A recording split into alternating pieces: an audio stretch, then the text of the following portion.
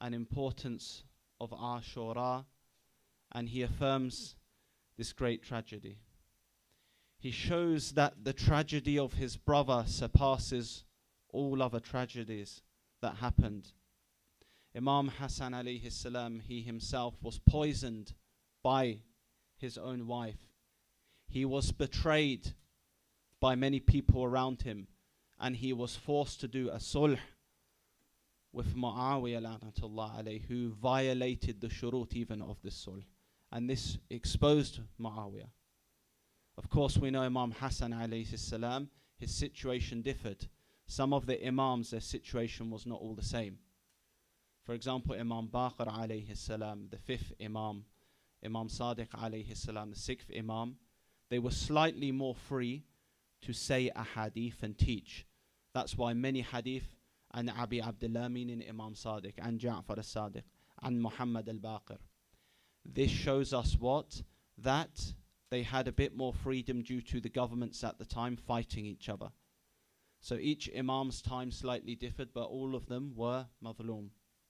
So Imam Hassan alayhi salam, he shows that Ashura is the pinnacle, the peak of injustice. And he said this to Imam Hussein alayhi salam, despite him not being physically there, Imam Hassan, he said, no day is like your day, Ya Aba Abdullah. And then after that, we have also from Imam Zainul Abidin alayhi salam saying the same thing. But it shows that this is not just something that's a shi'r or majaz type of statement. It is for a theological implication, aqa'idi belief in Ashura. It's not just a historical event. It's something which occurred, which we have to have in our beliefs to believe in and remember as aqa'id, as theology. Because rejection of the tyrants is accepting the message of Aba Abdullah. We see that again, of course, some people, they say that, okay, every day is like Ashura, but there is no day like Hussein.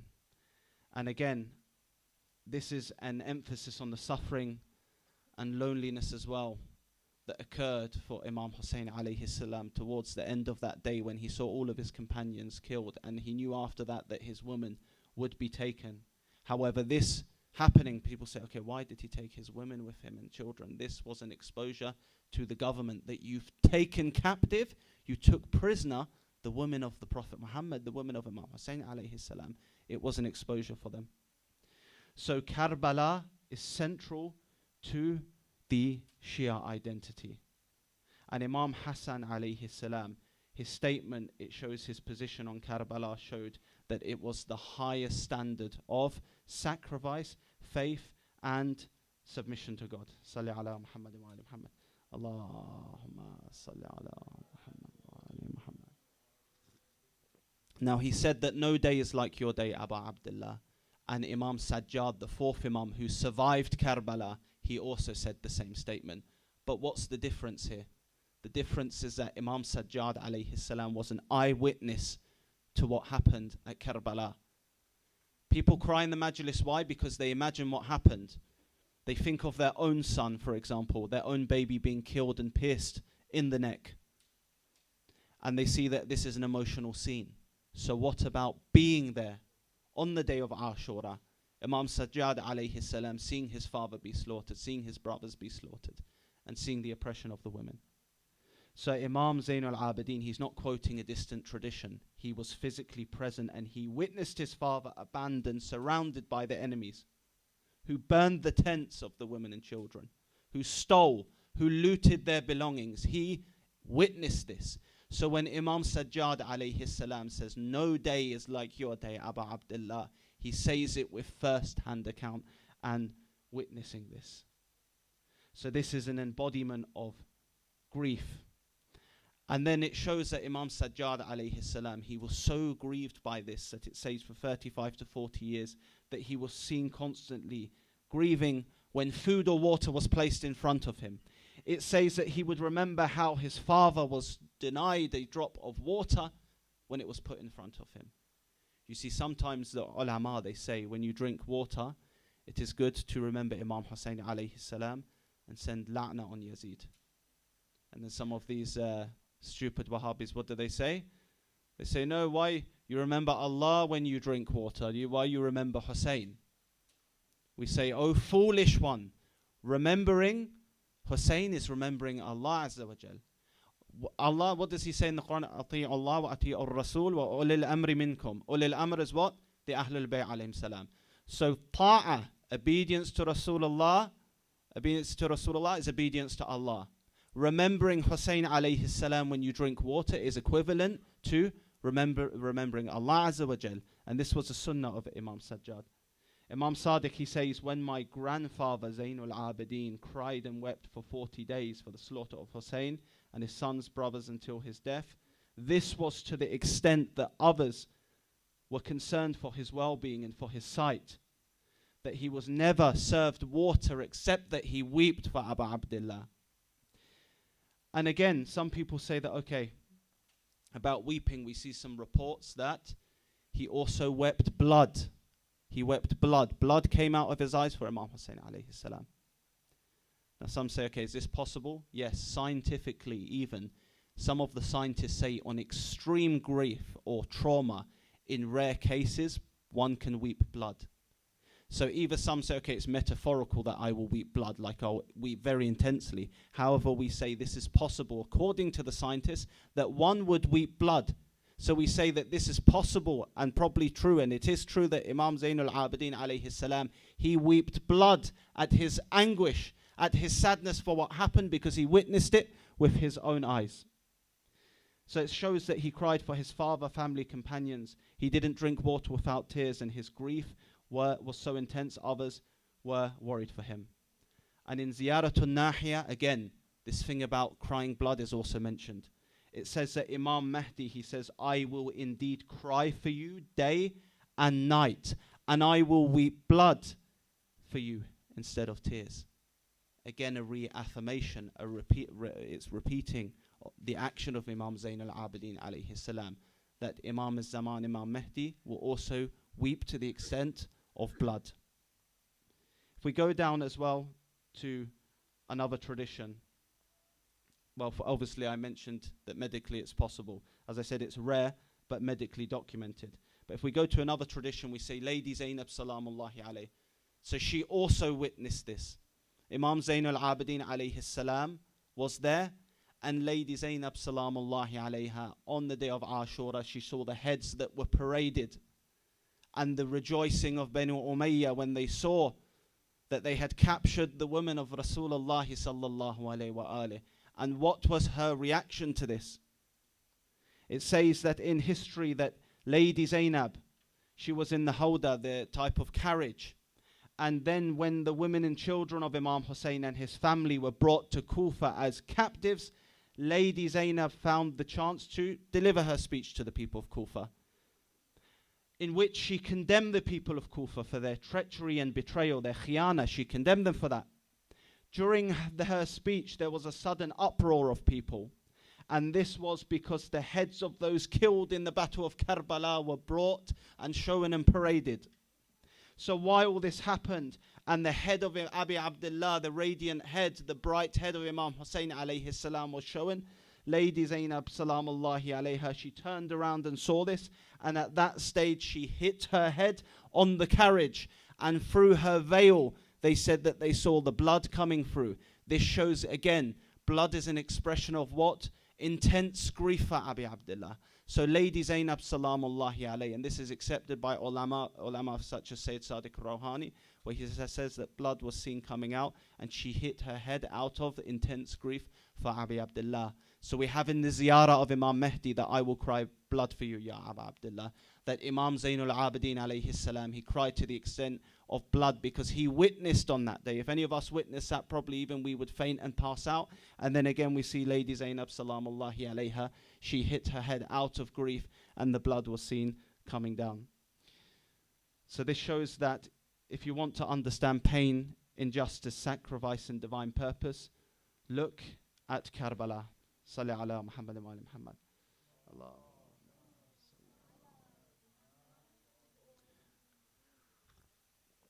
And we know in history Umm al-Banin, the mother of Abbas, Abu Fadil, and the women, they would mourn Hussein alayhi salam, but they had to be careful. Some historical reports say when they would wail and cry so hard, sometimes excuses would have to be made that, let's say, a child died.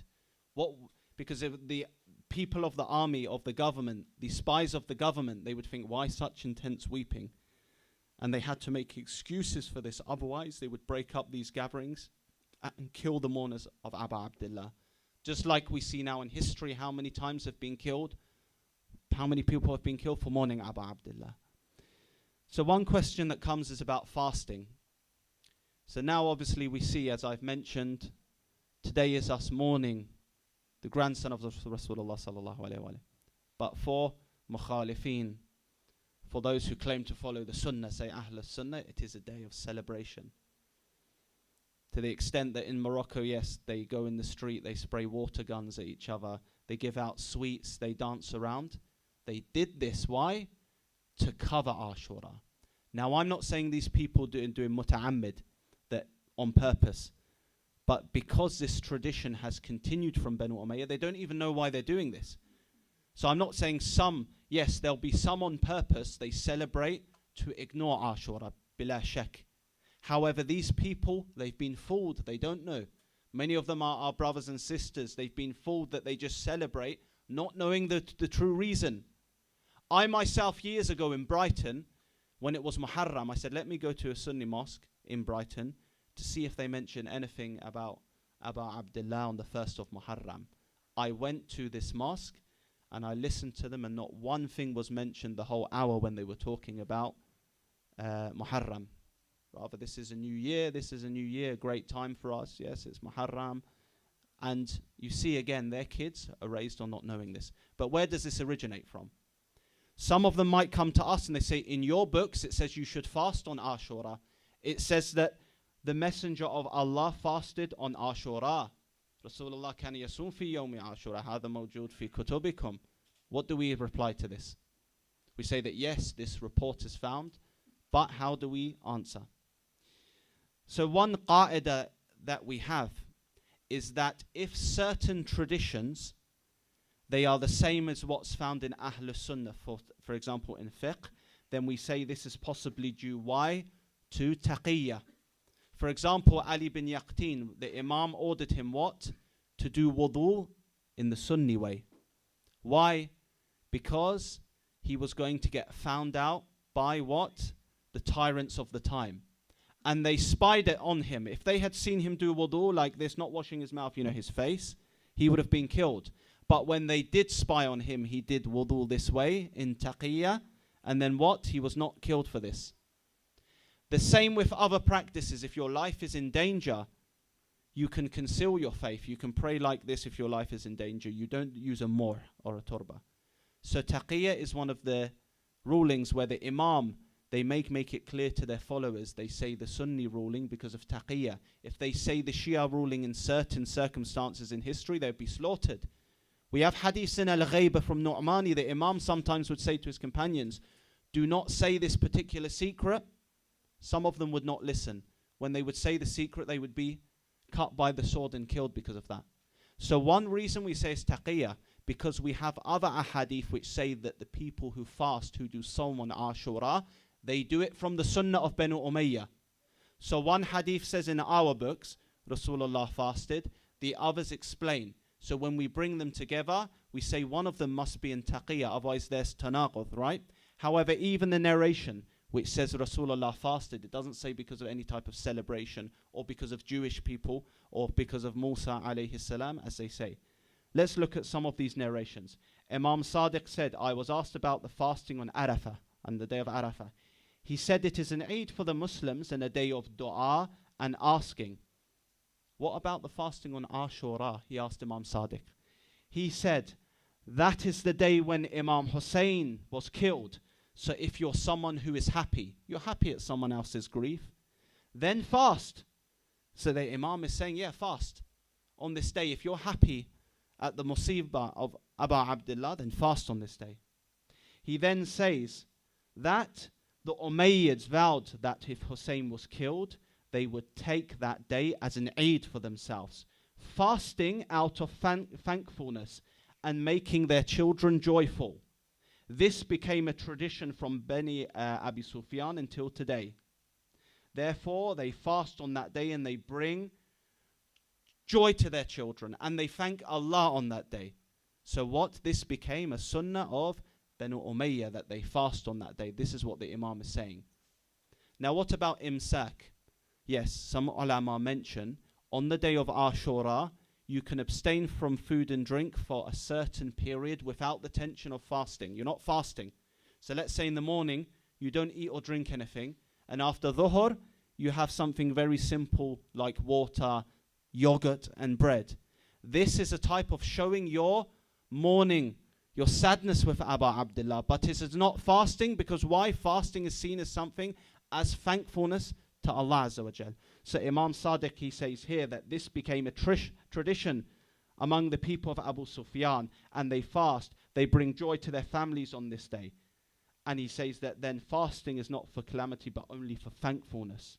So Hussein was afflicted on Ashura, and if you follow Banu Umayyah, then fast it. This is one hadith.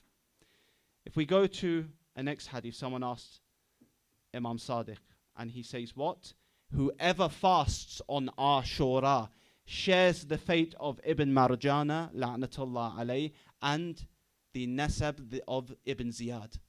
So clearly Imam Sadiq says here, if you fast, yep, you have a share of that punishment of Ibn Marjana and Ibn Ziyad, another tradition. We go down again. Imam Rida alayhi salam, the 8th Imam, Imam Reza, he was asked about fasting on Ashura. And he says what? He says, you ask me about the fast of Ibn Marjana? You ask me about this even? That is the day that the pretenders from the progeny of Ziyad fasted because of the killing of Imam Hussein alayhi salam.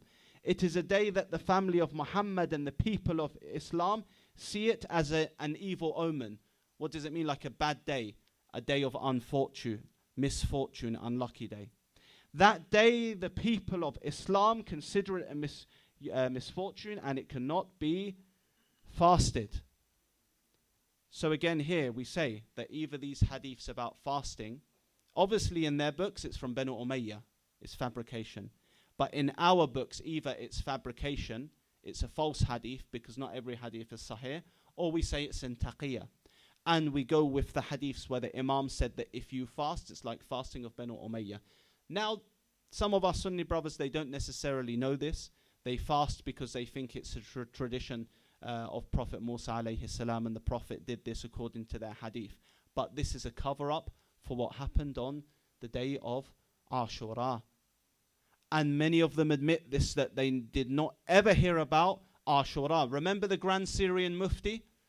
Now the new Jolani regime, they captured him and arrested him. But he said on the minbar many years ago, a famous clip, he said, why? Limada? Why did my teachers, they hid what happened on Ashura for the fear that we would become Shia and followers of Abu Abdullah? Because they know that this message of Abu Abdullah inspires many people. And I haven't been to Arba'in, but any of you who have been to Arba'in will see this, where you see people from Africa, from China, from every other country, little girls, people without legs, giving people water to serve Abu Abdullah. So this is how we reconcile these narrations. We say that the narration about the fasting is in taqiyya most likely, and the narrations which talk about not fasting are the correct ones from Al-Bayt alayhim as-salam. Salli ala Muhammad wa ala Muhammad. Allah.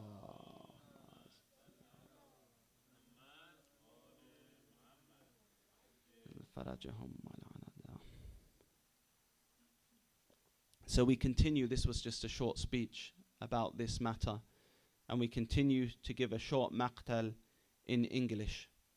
Before maybe 20 years ago, you would never find maqtal of Imam Hussein alayhi salam in English. Now we have his remembrance in various languages, and we have even Latamiya has all of this in maqtal in English, which the new generation whose first language in English can resonate with. So preserving the memory of Karbala through weeping and through gatherings is of utmost importance, because we saw how Banu Umayyah, those who killed the grandson of the Prophet, tried to make the 10th of Muharram a day of Eid, a day of joy and fasting. They fasted not out of love of the Prophet, but out of hatred of his bloodline. And the Imams of Al-Bayt alayhim as-salam made it clear that fasting on this day is not for those who grieve with the oppressed, but those of the oppressors. But let me ask you, if Ashura is not a celebration, then what is it? If it's not a day of joy, then what should it be? What happened on this day that turned the sky red, that caused the angels to weep, that caused the maidens of heaven to strike themselves, and that shook the heavens and the earth? It is a day when the Ummah murdered its own salvation, when the sword fell on a rebel, but not on a rebel, but on the heart of Islam itself, Abu Abdullah al-Hussein. Let me tell you now what happened on that day of the 10th of Muharram, the day when first dried the lips of the family of Abu Abdullah, and the swords of the Kufr and betrayal tore through the light of prophethood. At the dawn of the 10th of Muharram, Imam Hussein led his followers in the morning salah. Then he donned the armor and turban of his grandfather and took up the sword of his father. He stood before the enemy, praised Allah Azza wa Jal and said, "Trace back my lineage and see who I am. Then reflect, is it right for you to kill me and violate my sanctity? Am I not the grandson of the Rasulullah? Am I not the son of the Prophet's daughter? Am I not the son of the Prophet's successor? Was Hamza the master of Shuhada not my father's uncle? Was Ja'far al-Tayyar not my uncle? Did you not hear my grandfather Rasulullah sallallahu alayhi wa alihi say, Hassan and Hussein Sayyida Shabab Ahl al-Jannah?" Umar ibn Sa'd la'natullah alayhi then advanced with 30,000 troops. He fired the first arrow towards the camp of the Imam and said, "Bear witness before the Amir that I was the first to shoot at Hussein alayhi salam." The sky darkened with arrows like rain. Many of them, Hussein's companions, fell in this initial assault. Among the first martyrs was Hur ibn Yazid al-Riyahi and then Muslim al-Asadi, Awsaja al-Asadi. Imam Hussein mourned him, saying, "May Allah have mercy on you, O Muslim, you fulfilled your covenant." Habib bin Muzahir al-Asadi, a loyal companion of Amir al-Mu'mineen, fought fiercely in the battle. Imam Hussein alayhi salam rushed to his side. Zuhayr, then another companion, once distant from Ahlul Bayt, he became one of the greatest supporters, and his bravery and eloquence on the battlefield were unmatched. The martyrdom of the youth of Bani Hashim then occurred. Ali al-Akbar, the most beloved of his children, when he asked permission to fight Imam Hussein alayhi salam, he looked at the heavens and said, "O Allah, be a witness upon this nation. A youth has gone out to them who most resembles your Prophet in appearance, speech and character." As he entered the battlefield, he called out, "I am Ali, son of Hussein, son of Ali ibn Ali. By the Rabb of the Kaaba, we are more worthy of the Prophet. I strike with my sword, defending my father, striking bravely like a man from Hashim." He fought courageously and returned to his father, saying, "O father, my thirst is killing me. The weight of my armor and sword is exhausting me. Is there any way I can get a drink of water?" Imam Hussein replied that soon you will be with Rasulullah sallallahu alayhi wa alihi, who will quench your thirst. Ali Akbar, he returned to the battlefield. The Mal'un Murrah then struck him with a spear in his chest and then a sword to his head. Ali fell upon his horse, which in panic carried him into the enemy camp. Surrounded, they hacked his body to pieces. As he fell, he cried, "Farewell, O father, here is my grandfather. He has given me water and I am no longer thirsty." Imam Hussein rushed and threw himself from his horse upon Ali Akbar's mutilated body, crying, "O Ali, this world is no longer worth living after you." He ordered the youth to carry his body back to the tents. Then came Qasim, the young son of Imam Hassan. Remember, Imam Hassan said, "There is no day like yours, Abu Abdullah." He knew also that his son would be martyred, barely past the age of maturity. When asked about death, he said, "It is sweeter than honey." Qasim came to his uncle asking for permission to fight. Imam Hussein alayhi salam said, "Qasim, you are the remembrance of my brother Hassan. How can I send you to your death?" Qasim wept, kissed his uncle's hands and feet, and pleaded until both fainted. When they awoke, the Imam gave him permission. Qasim rushed to the battlefield, saying, "If you do not recognize me, I am the son of Hassan, the grandson of Rasulullah. This is Hussein, like a captive among you." He fought bravely until his sandal was torn, and then Amr ibn Sa'd ibn Nawfal struck him with a sword upon his head. As he fell, he cried, "Oh uncle, help me." Imam Hussein rushed to him and knelt beside him and said, "It is difficult for your uncle. You called him and he could not respond, or he responded but he could not save you." He carried Qasim back to the tents, and then came Abu Fadl Abbas. When he saw the death toll rising, one by one they were martyred, he sought permission from Imam Hussein to fight.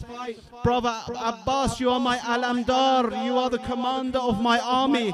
If you were killed, I'll be alone, Ya Abbas, Ya alamdar." Abbas said, "I am tired of these munafiqeen. If you permit me not to fight, then at least allow me to get water for the children." Imam Hussein agreed, where Abbas mounted his horse and went to the river. He lifted the water in his palm and felt its coolness, yet he threw it back, saying, "Oh my soul, after Hussein you are nothing. This is Hussein nearing death, and you drink cool water." He filled the water skin and headed back, surrounded by enemy troops.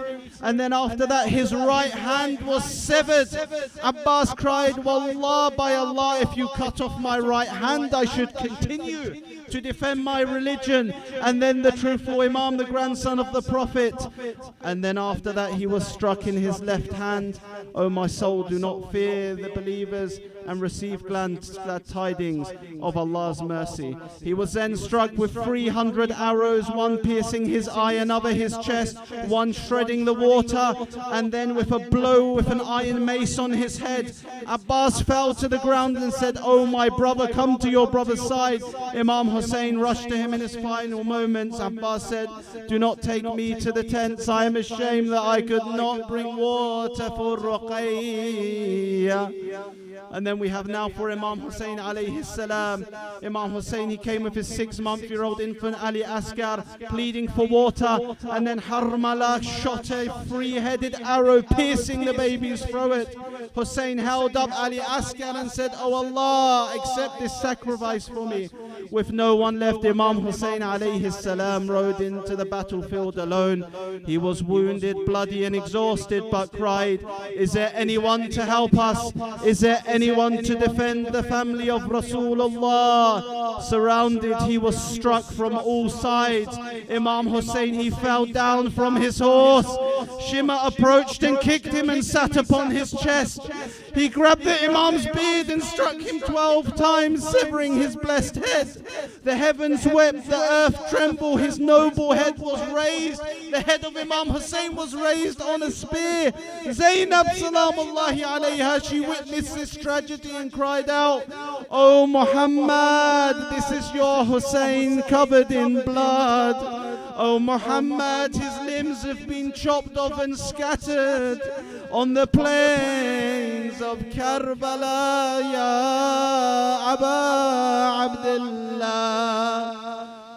Ya ibn Rasulillah, ya Shaheed Karbala.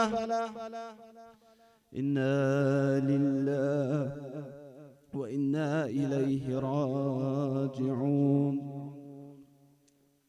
Assalamu ala al-Husayn wa ala Ali ibn al-Husayn. وعلى أولاد الحسين وعلى أصحاب الحسين ولعنة الله على الظالمين والمنافقين في كل مكان. صل على محمد وآل محمد.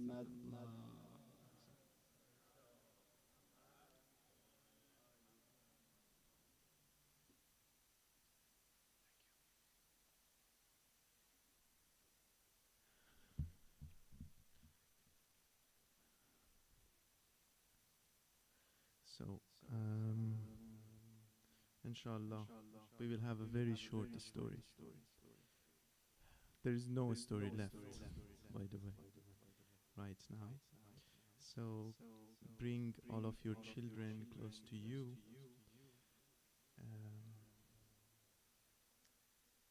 Today is Ashura Day. It's the day of 10th Muharram. Ashura Day is the most tragic day for all Muslims, in particular Shias. The day Ashura, when 72 brave and faithful men were martyred, the day of great sacrifice, the day of Islam was saved from destruction. The day the Holy Prophet leaves heaven to join us in mourning, the day of Mawla Ali leaves heaven, the day Bibi Fatima leaves heaven, to cry with us for the 72 martyrs. Hussein mounted his horse and headed for the battlefield. Thirsty, tired, wounded, and heartbroken. Hussein was not a coward. He was brave and strong. Hussein was the son of Ali. Hussein fought the battle with his greatest might. One by one, Hussein killed the best warriors of Yazid. The enemy were pushed back by the mighty Hussein. Our great Imam fought like a lion. He was the best. No one dared come near our Imam. Imam Hussein reached the banks of River Furat. He saw Abbas lying there. Abbas, my brother, Abbas, did you see me fight? Abbas, did you see my jihad? My brother, Abbas, I wish you were with me. We would have fought the battle together. Abbas. At the moment, Angel Jibreel appeared in the sky and said, "Oh Hussein, Allah is very pleased with you, with your bravery. Hussein, the time has come to put your sword down. Hussein, enough. Come to us, Hussein. We are waiting for you." Hussein heard Allah's command. He put his sword down. The enemies saw Hussein put his sword down. They attacked our Imam from all sides. Arrows were shot at Hussein. Hussein was attacked with swords. People who did not have arrows or swords threw a stone at Hussein. Allahu Akbar. Allahu Akbar. Our poor Imam, with the thousands of wounds, bleeding, blood gushing out of the wounds. Hussein could not stay on his horse. He fell from his horse. My fellow Husseini, our Imam is covered with arrows. Imagine he fall on the land of Karbala. He falls, but his body doesn't touch the ground. Hussein's body rests on the arrow blades. Enough! Enough! Enough! A black slave from Yazidi camp comes to Hussein. He has a dagger in his hand. He went to cut off Imam Hussein's head from his holy body. Allahu Akbar. Imam Hussein looked at the slave and said, "My friend, you look so much like Bilal, the Holy Prophet's companion. Have you prayed the Dhuhr Salat?" The black slave threw away the dagger and ran off screaming, "What am I doing? How can I cut off this man's head? Such a devout man, he is dying, but still remembers to remind me of Salah." Shimr, the most evil of Yazid's men, walked to Imam Hussein. He had a big dagger in his hand. Imam made a request to him. "Oh Shimr, I know your intention. I beg of you to give me a little time to do 2 sijjad. Sajda." Hussein did the first sajda on the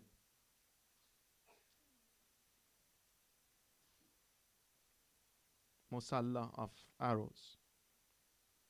"Oh Allah, all praise is to you and you alone." Hussein lifted his head and went down to perform his second sajda. Shimr did not let Imam Hussein lift his head from this last sajda.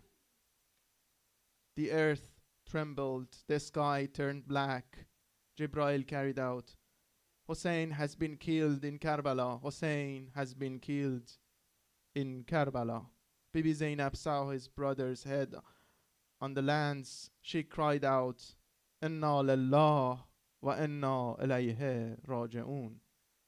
We are from Allah and to Him we will return. Ya Hussein, Ya Hussein, Ya Hussein.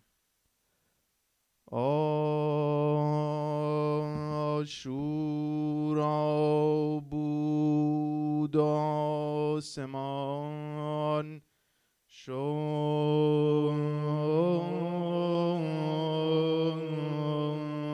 کفنت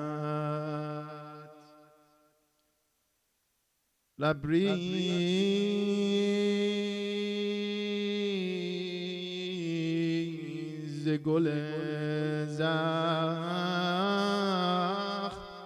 ستاره بدنت گیرم که سر تو را به نیزه کردند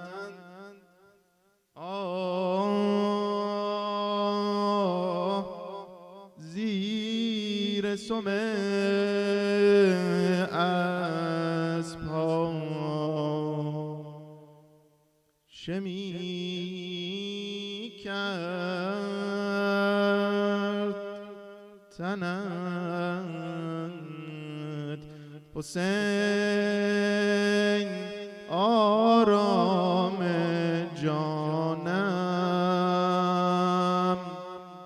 حسین روح و روانم همه با هم حسین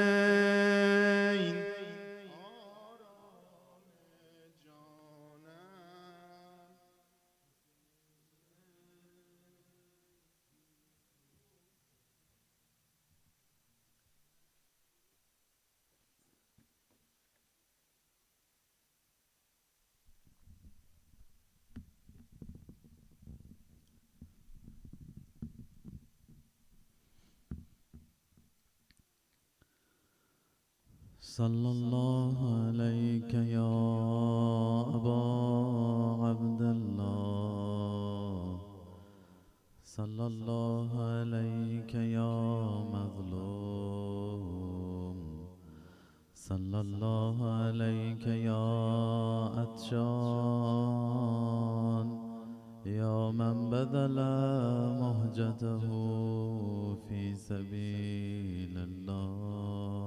قربون این صداهای خستتون، قربون این سینه های خستتون. 10 شب عزاداری کردی برای حسین. دوباره لحظه سرخ قیام عاشورا، دوباره دوباره خون به دلم کرده نام عاشورا، نشسته روی لبم السلام علیک، چه کرده با دل من السلام عاشورا. برای ناله هل من معین تو حسین جان، صدای ابا عبدالله میشنوی؟ هل من ناصر ینصرنی.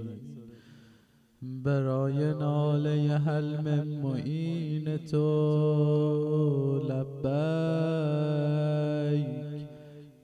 بگویم از سر شوق ای امام عاشورا. مگر که زینت دوش نبی نبودی تو، بعضی پیر مردا هنوز یادشون بود تو کربلا، دیده بودن نبی عبدالله روشانه پیغمبر می نشینه، دیده بودن پیامبر بوسه میزنه به لب و دندان حسین، به پیشانی حسین. شاید اون موقع نمیدونستن چرا پیامبر اینطور میکنه.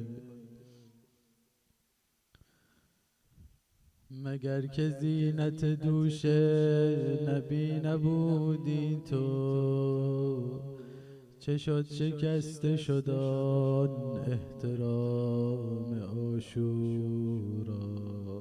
یکمی از خانم زینب کبرا بگی، خانومی که امروز داغ روی داغ رو دلش میگذارن.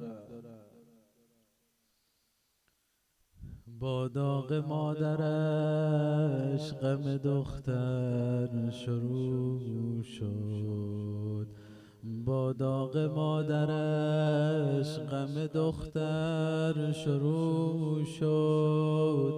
او هرچه دید از آن در شروع شد. رفتی مدینه ها، همه چیز از اون اتفاق مدینه شروع شد. مادر به او که پیراهن کهنه را سپرد، دلشوره های زخمی خواهر شروع شد.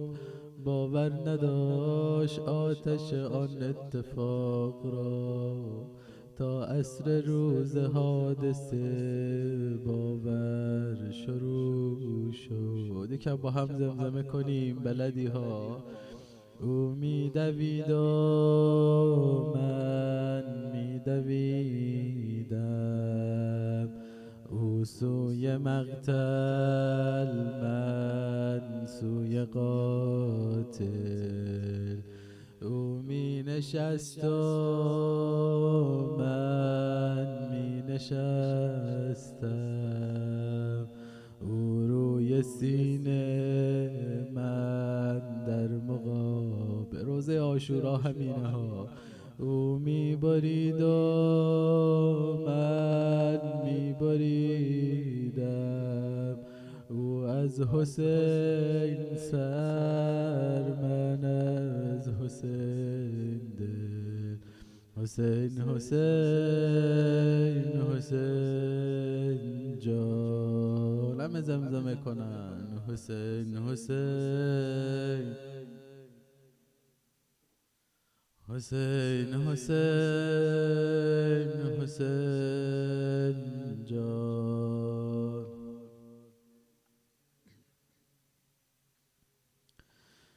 تنگ غروبه تنگ غروبه، دیگه این حرفا مال همین وقته ها. تنگ غروبه تنگ غروبه، با خنجری کهنه روی خنجر میکوبه.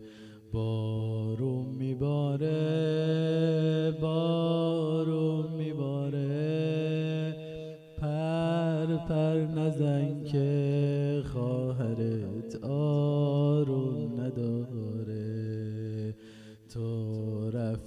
از حال، من رفتم از حال. زبون حال خانم زینب ها. تو رفتی از حال، من رفتم از حال. وقتی که با صورت زمین خوردی تو گودال، قلبم شکسته، قلبم شکسته. دل داماده است بگم، قلبم شکسته، قلبم شکسته. دیدم که با چکمه روی سینت نشسته، خودم دیدم تو قتلگاه غرق به خون پیکرت.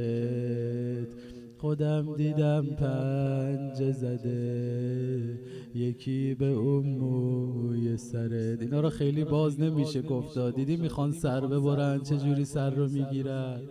خودم دیدم تو قتلگاه غرق به خون پیکرت. خودم دیدم پنجه زده یکی به اون موی سرت.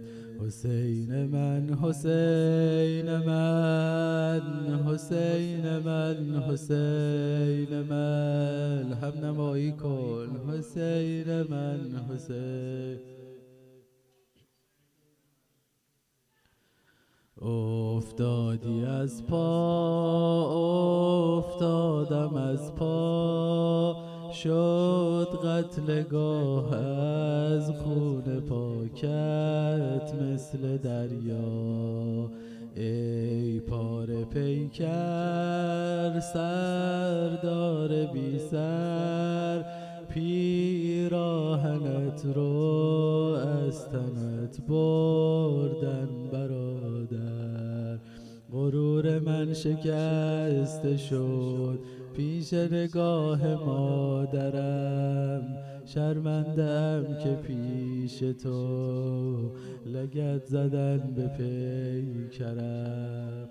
آه و ویلا، آه و ویلا، دارو ندارم رو گرفتن نانجیبا.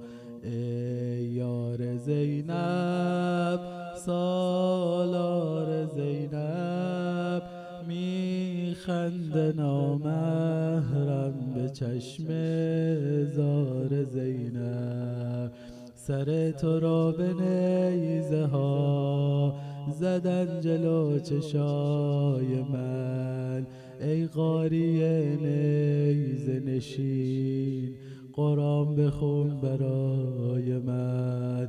حسین من، حسین من، حسین من، حسین من، حسین من، حسین من.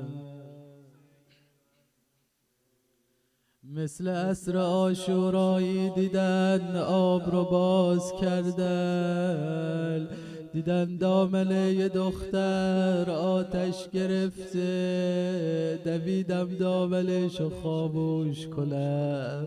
یه مرتبه دست رو سرش گذاشت گفت نزن، 60 سال دیگه زنده نباشیم عاشوراها. یه مرتبه دست گذاشت رو سرش گفت نزن. گفتم نه عزیز دلم، آمدم آتشت رو خاموش کنم.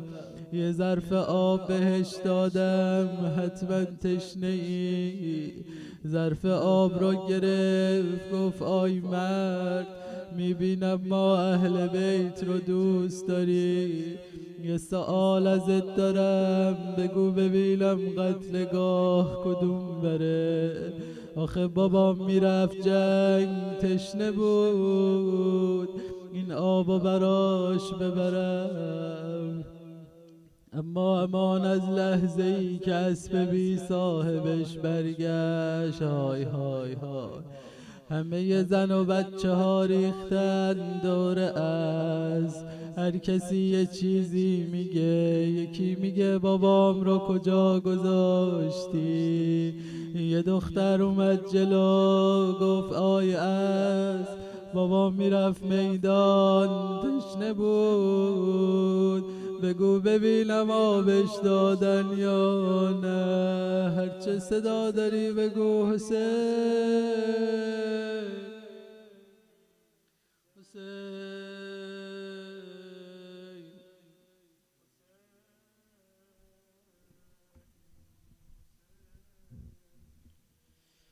وای حسین وای حسین وای حسین. بیا جلوتر قربون قدم. وای حسین وای حسین وای حسین وای حسین وای حسین وای حسین وای حسین. جوری عزاداری کن امروز تموم شد دلت نسوزه. وای حسین وای حسین. همه میگن خواهرها برادرها. وای حسین وای حسین.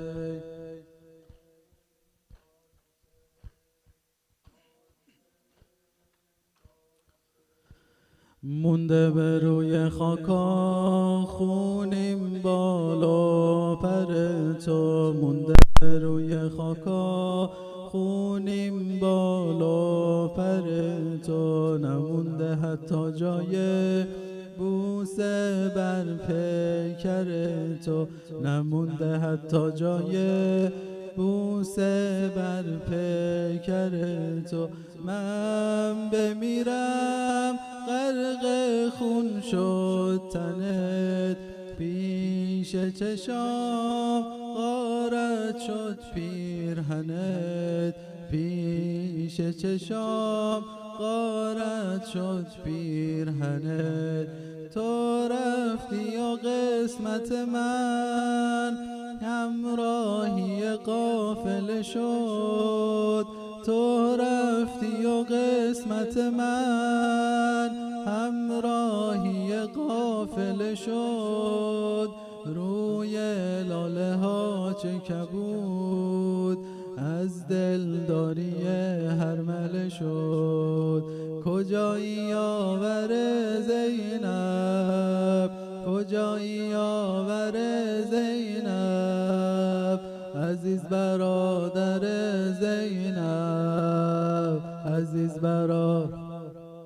کجایی یاور زینب کجایی یاور زینب عزیز برادر زینب عزیز برادر.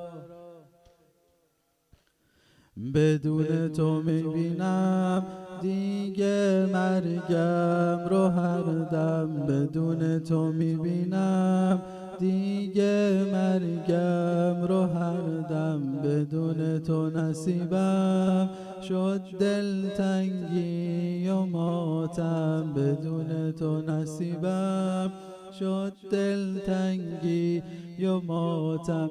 کردی طلوع روی نیز ماه من با خبری از اشک و آه من. از غربت و بی پناهی میباره چشای ترم. از غربت و بی پناهی میباره چشای ترم.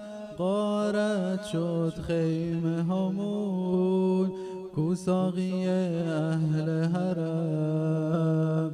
کجایی یاور زینب کجایی یاور زینب عزیز برادر. همه بگن کجایی یاور زینب.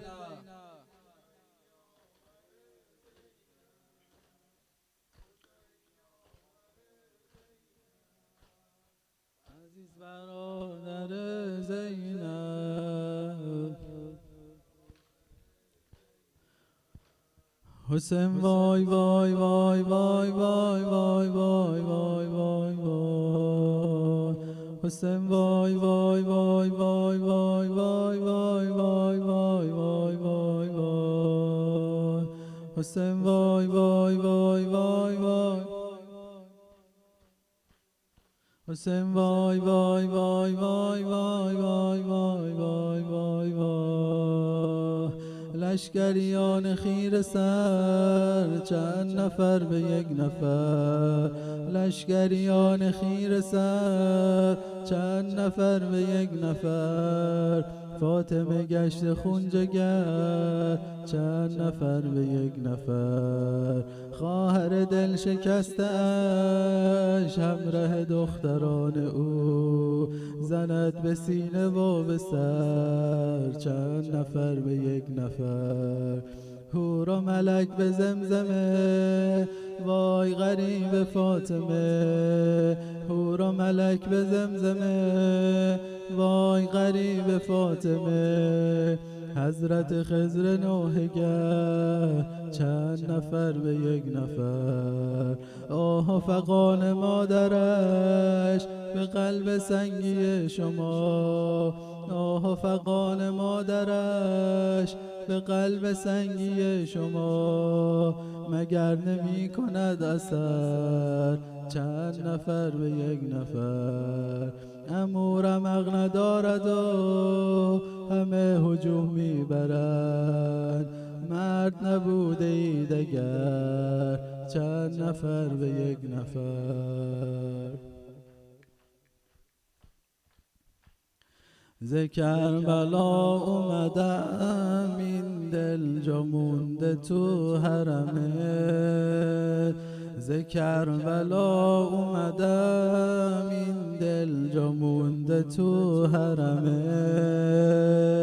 قرار و دل ز کفم برده غبار رو حرمه قرار و دل ز کفم برده غبار رو حرمه خودم نفسم پدر مادرم فدای نگاه ملیحه تو خواب میبینم میام میزنم گره دلمو به ذریحت خودم نفسم پدر مادرم فدای نگاه ملیحه تو خواب میبینم میام میزنم گره دلمو به ذریحت حسین ارباب حسین همه بگن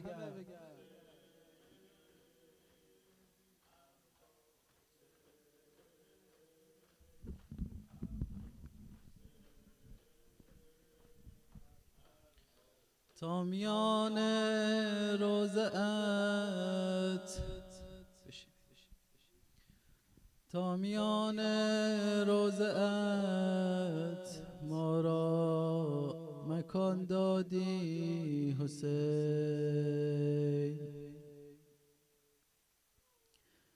دست ما گریه کنان برگ امان دادی حسین مگه غیر از اینه تا میان روضه‌ات ما را مکان دادی حسین دست ما گریه کنان برگ امان دادی حسین تا بریزد از سر و رویم غبار معصیت مثل یک پرچم وجودم را تکان دادی حسین من نمکگیر تو و اجداد و اولاد تو ام چون به دست خالی من آب و نان دادی حسین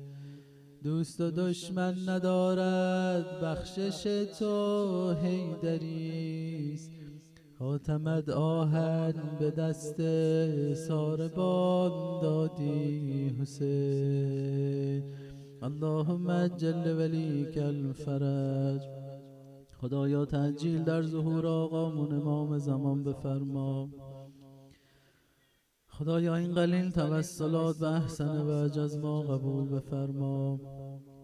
خدایا این قلیل توسلات ذخیره قبر و قیامت ما قرار بده. خدایا قدم های این جمع به کربلای معلا برسان. خدایا ما را به آنی و کمتر از آنی به خود مگذار. خدایا از نسل ذریه ما محب اهل بیت قرار بده. خدایا آنچه گفتیم و نگفتیم و بدان محتاجیم از خزانه لطف و کرمت به ما عنایت بفرما. رحم الله من قرأ الفاتحة مع الصلوات.